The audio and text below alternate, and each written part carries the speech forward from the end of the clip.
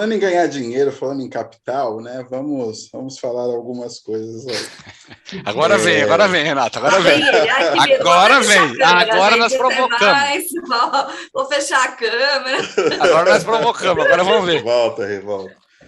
Não, a senhorita Rafaela falou que, a senhora Rafaela falou que entende do mercado de fusões e aquisições e afins, né? A impressão para um leigo é que no mundo das startups, está um pouco banalizada essa questão de investimento e não investimento, porque quando a gente pensa na responsabilidade social, está havendo muita demissão em massa quando se trata de startup, e a impressão que a gente tem quando a gente olha um pouco mais de perto, para o dono, para o fundador ou para quem está ali na diretoria, ok, a empresa é vendida, está tudo certo, está tudo lindo. Digamos aí o grande case da WeWork, né, que o cara quase conseguiu falir um dos principais bancos de investimento do mundo e conseguiu um grande investimento aí recentemente. E a impressão que a gente tem é muito isso, assim, de que não tem muito essa responsabilidade por ser startup, sabe? Não consegui investimento, demito todo mundo, coloco aí um monte de gente na rua, vou lá, daqui a pouco venho com uma ideia nova, consigo mais investimento para a minha ideia, enfim. É realmente assim mesmo? Ou, de repente, o direito já está começando a evoluir para, tipo, olha, o mercado está se mexendo para se proteger disso, para não ter essas pessoas, né, fazendo esse ciclo que é meio prejudicial para todo mundo como um todo, né? Eu acho que isso entra num movimento grande de impacto, né?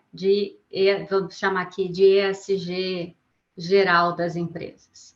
A conscientização e a normalização de que as empresas elas não servem só para dar lucro para os sócios.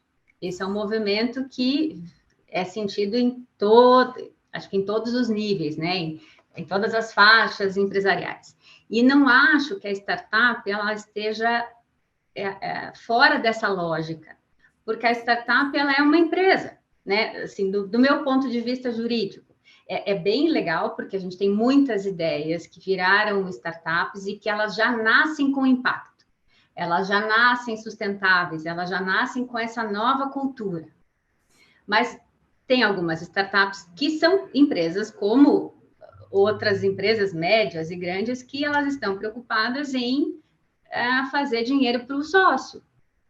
E nessa lógica, pouco importa, no meu entendimento, se é uma startup ou se é uma empresa grande, porque a lógica é a mesma.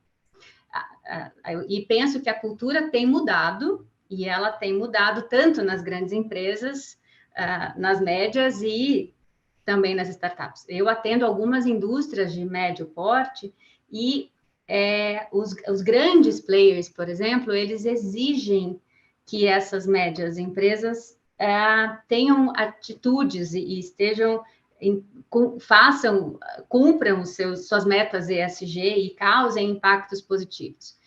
E eu vejo que no começo foi de cima para baixo mesmo, foi uma exigência, mas eu vejo hoje que já começa uma cultura a ser criada nas médias empresas de que, isso é legal, isso é importante. Fazer um relatório de sustentabilidade engaja a empresa inteira, está todo mundo se sentindo, os colaboradores mais pertencentes, discutir quanto carbono eu emito, discutir como que é meus resíduos, como que eu trato a diversidade, tudo isso tem feito bem para as empresas. Eu tenho percebido isso na prática. Então, tentando responder a tua pergunta, eu não separaria as startups das outras empresas. Eu penso que tem startups que nascem bem e que não vão fazer isso, mas tem startups que nascem com o mesmo, eu não gosto dessa palavra, mas vamos lá, mindset das empresas tradicionais e que só vão querer colocar dinheiro para o sócio. Acho que a gente, não é porque é startup que ela não tem essa característica ou não traz com ela essa cultura. Mas eu acho que assim, o mercado, eu observando, assim, principalmente acho que esse final do ano passado e o começo desse ano, eu acho que ele atenuava mais quando tinha demissões em massa numa startup do que empresas tradicionais. Porque numa empresa tradicional tem sindicato, tem uma série de situações, tem uma série de defesas que são tradicionais que até, assim, para o empresário em si, para o dono da empresa, ele realmente, tipo, faliu e dificilmente consegue se recuperar para um outro negócio. Para a startup, ficou meio a impressão do tipo assim, beleza, a gente quase foi um unicórnio, não vai ser mais, demite todo mundo, e daqui a pouco você via ali os donos da startup falida num jornal econômico qualquer, lançando uma nova ideia e conseguindo uma nova captação. Eu acho que é aí que pega um pouco, sabe? Porque fica meio uma situação meio assim, uma falta de responsabilidade na questão. Eu sei que, por exemplo, você é uma pessoa do jurídico que vai analisar uma situação para ver se a situação é viável ou não para uma fusão, uma aquisição ou afins.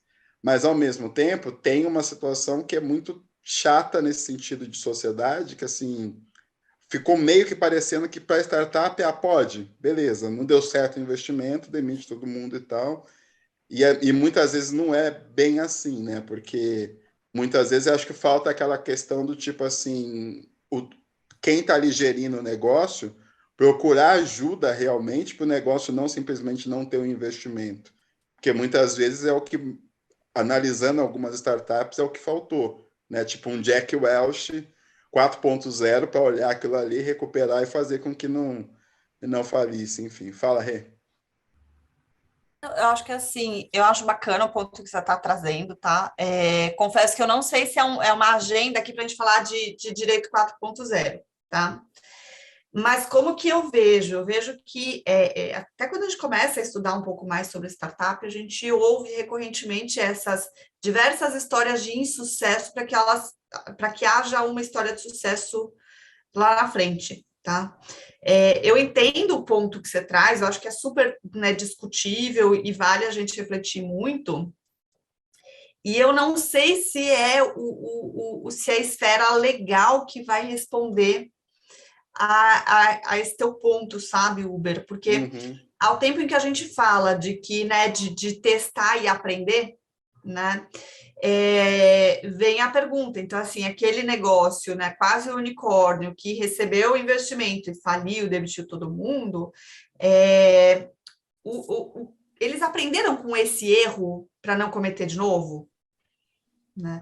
Porque também a gente sabe que esse ponto de virada, quando você começa a dar mais escala para a startup, eles têm um ponto que dá uma estrangulada aí, né? Porque você começa, para dar escala, você começa a trazer um pouco mais de processualidade, você precisa começar a dar um pouco mais, né? Colocar um pouco mais de processos, um pouco mais de burocracia do que eles estão acostumados, talvez nem tanto quanto uma estrutura corporativa robusta, mas isso pode estrangular um pouco a startup, sabe? Então, eu acho que a referência do que foi feito no passado não é um label de que novos negócios que esses caras tentem gerar, eles não venham a ser bem-sucedidos lá na frente. Existem casos e mais casos, tá? Tem um livro muito bacana do Maurício Benvenuti, vou tentar achar aqui ele, mas em que o Maurício ele fala sobre essa questão das histórias de insucesso para então ter uma história de sucesso, tá? Só não respondendo a tua pergunta, mas talvez trazendo uma ponderação que você traz. Mas eu vejo que, assim, tentando colaborar um pouquinho também, quando a gente olha para o que você trouxe, eu acho que assim, não é que não tem, né, o conceito de que na startup pode, nas outras empresas tradicionais não pode, vamos falar assim. Eu acredito que é muito da forma como as coisas são criadas e elas são desconstruídas, né? Numa empresa tradicional, você falou do sindicato, tem lá o sindicato, tem o RH, normalmente você tem pessoas que estão há muito tempo lá, você tem um passivo, de alguma forma, que acompanha tudo isso, que desconstruir isso tem muito dinheiro envolvido pelo tempo de existência dela. E aí as leis quando você fala disso para a empresa, ela é pesada.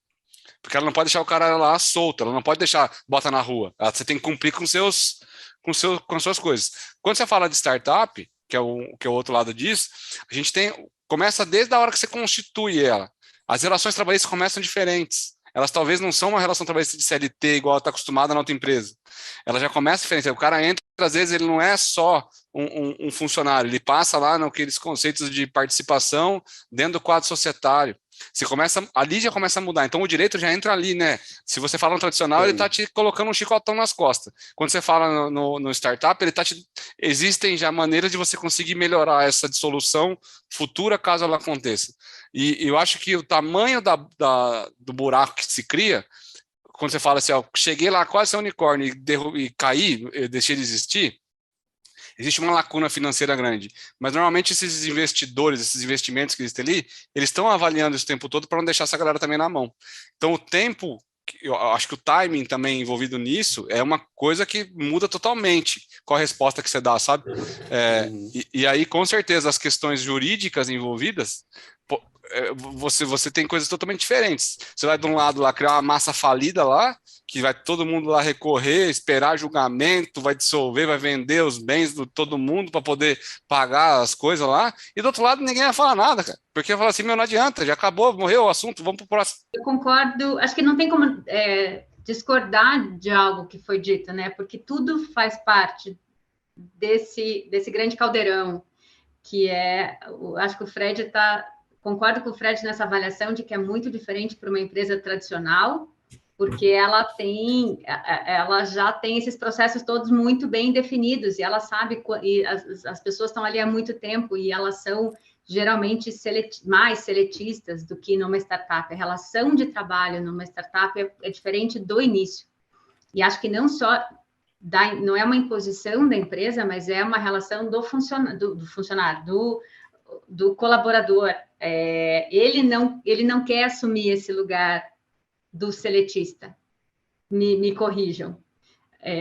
Sim. Ele quer assumir esse lugar de colaboração. E, em sendo colaboração, faz todo sentido, partnerships que são criadas, prestação de serviço, as pessoas querem ser mais livres, eu acho, quando a gente fala nesse label, usando a palavra da Renata, de startup, né? Quando você vai para uma empresa tradicional, sabe que você está mais preso. Acho que a personalidade das pessoas muda um pouco. Não sei se está fazendo sentido o que eu estou falando. Não, faz total. A tomada a risco, né? As pessoas, elas ficam mais, elas aceitam mais tomar risco, né? Até porque tem isso, assim, não deu certo, vamos lá, vamos começar de novo e vamos para uma próxima história que vai ser de sucesso, e tem que perseverar. E aí, até bacana, achei o meu livro do Benvenuti, que chama-se Incansáveis.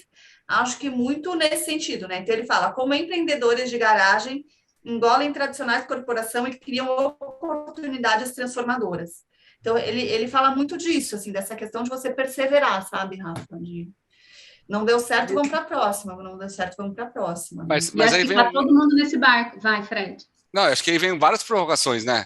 Assim, acho que será que o modelo que a gente tem hoje para a empresa tradicional, ele deveria continuar existindo? Ou será que deveria ter alguma brecha legal ou alguma forma de regulamentação que aquele contexto do que existe hoje como uma empresa tradicional, que ela tem que cumprir tudo aquilo lá, que vem lá, não sei de que ano que aconteceu lá, as questões trabalhistas lá de trás, mas que uma empresa que ela já não se sustenta hoje, que ela está tendo que buscar empréstimo, tendo que buscar um monte de grana. O quanto que hoje as leis podem facilitar, ou o direito pode facilitar com que essa empresa não morra também. Porque o impacto de uma empresa dessa falir, por exemplo, e juridicamente ela ser acionada para poder pagar tudo aquilo lá e deixar todo mundo na mão, talvez seja muito mais impactante do que se morrer 3, 10 startups, 20 startups que talvez tenham o mesmo volume de impacto financeiro no mercado que ela. Agora, como que você faz esse equilíbrio acontecer? Assim como vamos trazer mais um tempero aqui, Uber, vai. Pega o governo, pega o funcionário público. O quanto que esse cara hoje também tem, dentro das leis trabalhistas que estão lá hoje vinculadas a isso, que existe uma máquina pública que mantém isso tudo, né, que está lá estabelecido, e que lá tem todo o conforto possível, concorda? Lá eu tenho todas O cara, quando ele tá lá, tá bem, Habilidade, né? tá sossegado, porra. Né? Tá melhor do que isso, impossível. Né? Ele não vai ter que se preocupar de ter que acionar a empresa juridicamente, porque ele não vai receber algum benefício dele lá. Concorda?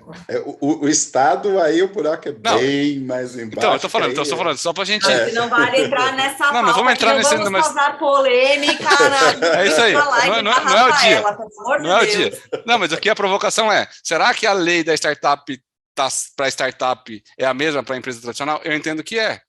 É a mesma lei no mundo, que é o mesmo CNPJ.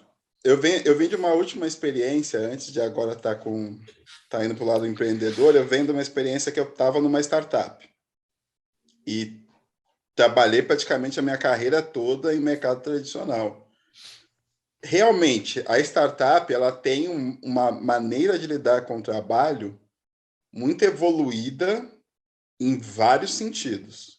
Cuidado com o colaborador, essa questão da participação mais próxima, de várias coisas, enfim. O que me pega juridicamente é assim, é que quando o negócio ele não está indo bem, ele de repente por várias questões, o que eu senti foi a dificuldade dessas startups em irem atrás de uma ajuda para o negócio, assim, um conselho que seja consultoria especializada no setor, enfim, e tal, de atuação, enfim, para evitar que isso aconteça. O que eu senti muito atuando nesse setor é que, assim, cara, eu tô aqui, beleza, eu, como o cara da ideia, eu vou sair de boa, entendeu? E depois eu posso novamente ir para o mercado aí, pegar um investimento e tá tudo certo. E isso para mim, eu sei que não é totalmente juridicamente falando, mas, por exemplo, a Rafa pode falar por mim. Se ela pega uma fusão, uma compra de uma empresa tradicional, vai ter toda uma análise jurídica para falar é viável, não é viável, é boa, não é boa, por várias questões. Quando eu penso nesse cara de startup, eu não vejo essa mesma situação para um novo negócio, entendeu, Fred? Então, assim, é essa fragilidade, às vezes, que eu sinto que eu não quero tirar desse cara também a chance de ter um novo negócio que ele pode, de repente, arrebentar, mas, ao mesmo tempo, eu acho que existe lições a serem aprendidas para também não ser tão fácil assim, sabe? Eu acho que, assim, juridicamente, talvez quando você está entrando nessa empresa, você não tenha nem essa visão que você teve quando você teve que sair. Sim. Então já começa, acho que aí, né? Quando você está entrando, você também está buscando algo novo para você. Você não tem essa visão, porque você não passou por isso. Né? Como garantir, talvez o direito, como é que o direito pode garantir que isso, que você, esse sentimento que você ficou ao final, como é que eu poderia reduzir ele ou talvez não ter esse sentimento, né? De mudar um pouco dessa forma que pudesse acontecer.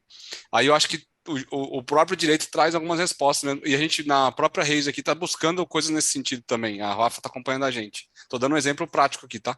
Legal. A gente justamente não ter só uma relação de trabalho comum, né? A gente tentar evoluir essa relação.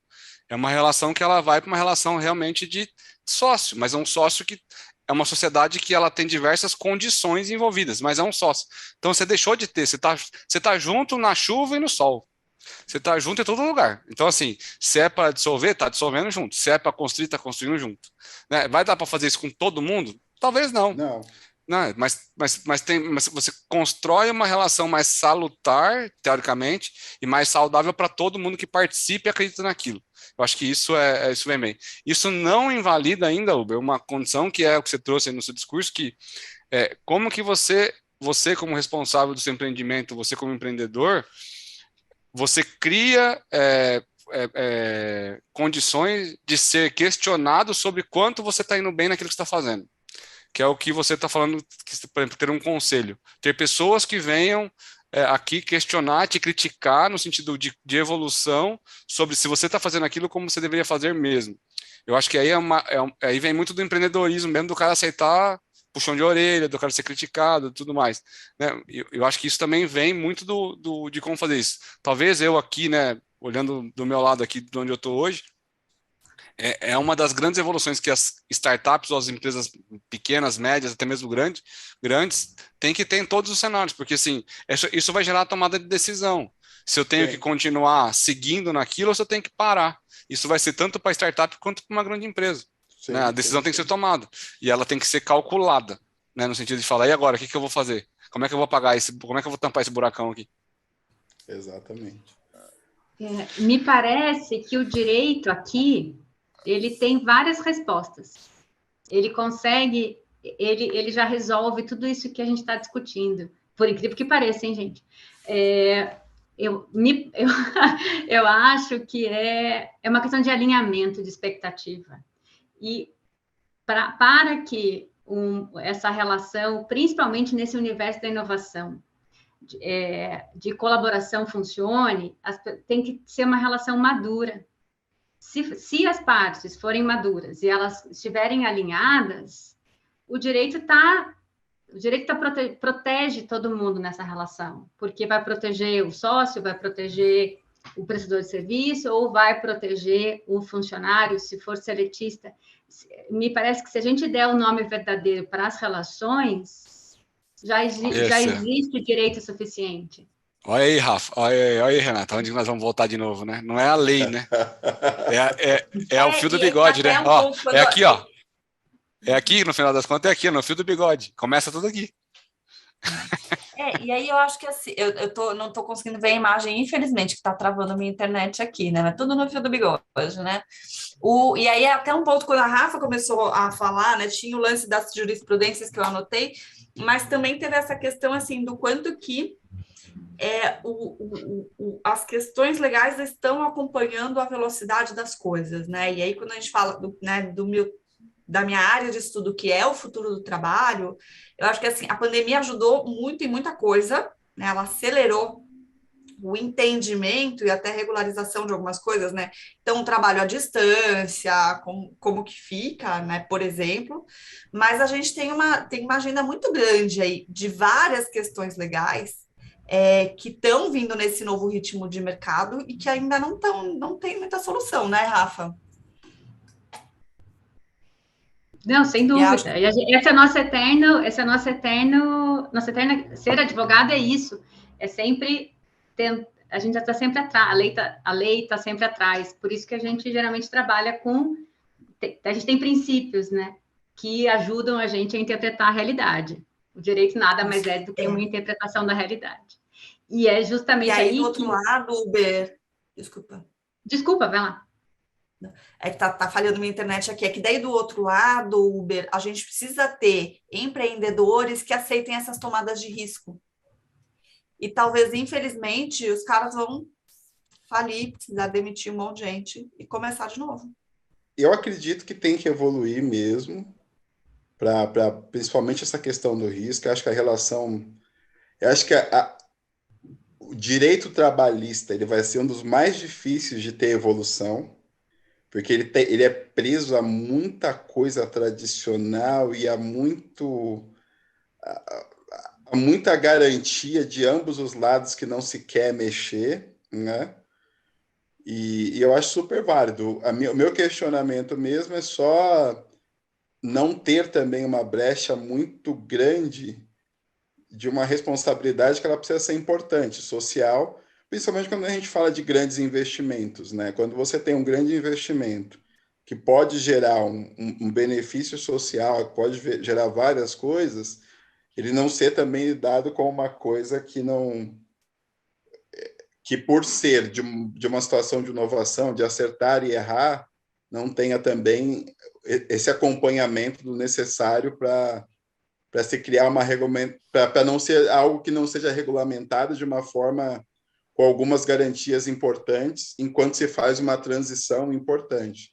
Mas eu entendo que, assim, quando eu vi o tema Direito 4.0, eu falei, realmente, a Rafaela é bem corajosa, porque quando você pensa em direito, você só pensa em uma biblioteca cheia de livros em que ainda a legislação foi feita em 1800 lá vai bolinha, e tem coisa que não foi mudada até hoje, e existe e que precisa mudar, e que nem é mais, só está ocupando espaço ali naquele lugar. Né? culturalmente... Mas eu acho que a gente tem um bom horizonte, eu estou bem otimista. Eu acho que, assim, como operadora do direito, que eu narrei nesses últimos 20 anos, eu vi o direito está em transformação, nas duas pontas, tanto para o advogado. Hoje eu consigo assinar uma escritura pública online, isso é mágico. Eu consigo assinar contratos digitalmente. Isso é, gente,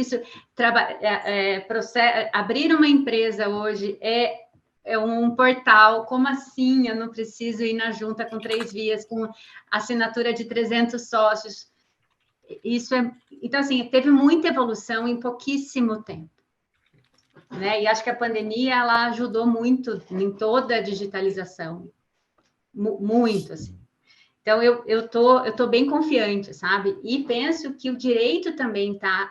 A gente está preocupado em olhar a inovação. O direito está preocupado em entender blockchain, entender a internet das coisas, entender Web 3.0, LGPD. Olha a quantidade de coisas novas que a gente teve nos últimos anos. Então, eu assim, terminando aqui com uma palavra de esperança... Eu diria que a gente melhorou muito enquanto indústria. É lógico que a gente tem muita coisa para melhorar. Eu tenho uma grande preocupação, por exemplo, que é a gente está colocando em código de programação um monte de normas. Assim, por exemplo, na junta comercial hoje é tudo... eu trabalho bastante com a junta, é tudo já codificado, digamos. E tem coisas que eu não consigo fazer porque o sistema não me permite. Então, eu brinco que às vezes tem o sistema, a Constituição, a lei federal, e eu entendo que é uma questão de tempo, de ajuste, que é melhor que o sistema exista do que o sistema não exista, mas o sistema hoje, em algumas circunstâncias, limita o meu direito. Porque se ele não existisse, eu conseguiria o que eu estou pretendendo. A gente está nesse momento de ajuste, mas que eu entendo que é positivo. Eu acho que ele é melhor do que é ruim, entende? E acho que a gente também está conseguindo discutir muito mais o direito, e aí num exercício de democracia mesmo, o que eu quero regular, né? O que eu quero que o direito tenha normatização.